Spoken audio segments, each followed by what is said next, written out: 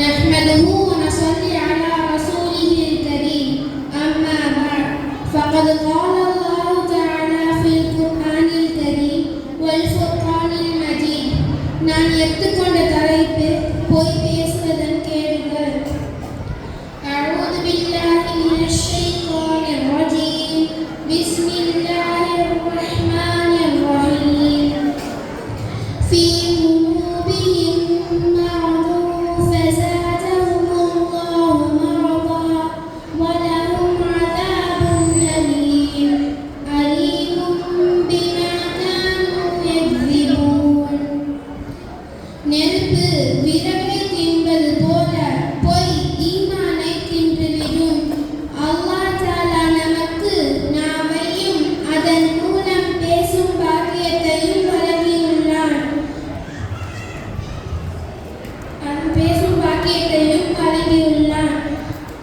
நாம் அதை மிக சரியாக பயன்படுத்த வேண்டும். நாம் எப்போதும் உண்மையை பேச வேண்டும். நாம் பொய் பேசுவதை அறவே தவிர்க்க வேண்டும். பொய் பேசுவதால் இம்மையிலும் மறுமையிலும் நஷ்டம் இருக்கிறது. அது மனிதனை அழித்துவிடும். பொய் பேசுபவன் மக்களின் பார்வையில் கேவலமாக கருதப்படுவான். அவன் மீது மக்களுக்கு நம்பிக்கை இருக்காது. அல்லாஹ் அவனுக்கு மறுமை நாளில் மிக கடினமான தண்டனையை கொடுப்பான். நபி ஸல்லல்லாஹு அலைஹி வஸல்லம் அவர்கள் ஒரு தடவை ஒரு கனவை பற்றி கூறினார்கள்.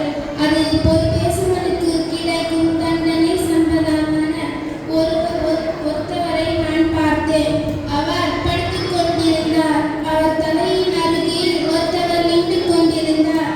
அவர் இருபாலான கத்தியை கொண்டு அவரின் தாடை மற்றும் கண்களை பிடரி வரை வெட்டிக் கொண்டிருந்தார். அவர் ஒரு பகுதியை வெட்டிவிட்டு இன்னொரு பகுதியை வெட்டுகின்றார். அந்த பகுதியை வெட்டி முடிக்கின்ற நேரத்தில் அடுத்த பகுதி சரியாகிவிட்டது. என்னுடன் இருந்த என் மகன்களிடம் இவர் யார் என நான் கேட்டேன். அதற்கு அவர்கள் இவர் பொய் சொல்லிக் கொண்டிருந்தவர். இவருக்கு மறுமை நாள் வரை இவ்வாறு தண்டனை நடைபெறும் என்று கூறினார்கள். பொய் பேசுவது எவ்வளவு பெரிய விஷயம் என்றால் அதனால் மலக்குகளுக்கும் சிரமம் ஏற்படும் என நபி ஸல்லல்லாஹு அலைஹி வஸல்லம் அவர்கள் கூறுகிறார்கள். இதா கதபல் அப்து தபாஅத அன்ஹுல் மலக்கு ஹீனன் பிமா ஜாஅ பிஹ். அடியான் பொய் பேசுகின்ற நேரத்தில் மலக்குகள் அவனுடைய பொய்யால் ஏற்படும் துர்வாடலின் காரணமாக ஒரு நாள் தூரம் சென்று விடுகிறார் என நபி ஸல்லல்லாஹு அலைஹி வஸல்லம் அவர்கள் கூறுகிறார்கள். எனவே நாம் பொய் பேசுவது மேலும் வதந்திகளை கிளப்பி விடுவது ஆகியவற்றிலிருந்து தவிர்த்திருக்க வேண்டும். நாம் பொய் பேசினால் இம்மையிலும் மறுமையிலும் நாம் நஷ்டமடைவோம். அல்லாஹ் நமக்கு கடுமையான தண்டனையை கொடுப்பான். இவ்வாறு கேள்விப்பட்ட செய்திகள் எல்லாம் உறுதிப்படுத்தாமல் எவரிடமும் சொல்லக்கூடாது. ஏனென்றால் மனிதன் சில வேளைகளில் பொய்யிலே சிக்கி விடுகிறான் என நபி ஸல்லல்லாஹு அலைஹி வஸல்லம் அவர்கள் கூறுகிறார்கள். கஃபா பில் மர்இ கதிபன்